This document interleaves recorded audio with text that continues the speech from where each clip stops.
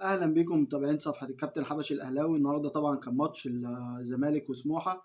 طبعا زي ما شفنا كل الماتش كله احداث غريبه، واحنا بصراحه شايف ان احنا بنلعب كره قدم محدش بيلعبها في الدنيا كلها، من تحكيم لاداء لعيبه لكل حاجه.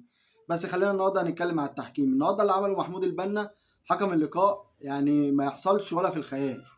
خدم الزمالك بكل ما اوتي من قوه عشان خاطر الزمالك يقدر يكسب، والزمالك ما قدرش يكسب.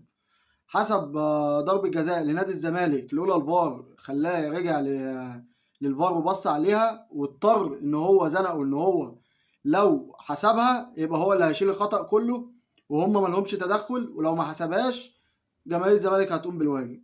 دي حاجة. تاني حاجة، في ضربة جزاء لحسام حسن ما اتحسبتش، والكل شايفها ان هي ضربة جزاء، والفار رجعه ان هو يبص عليها، ولما بص عليها برضه ما حسبهاش. طب ما حسبتهاش ليه؟ المعلق اللي كان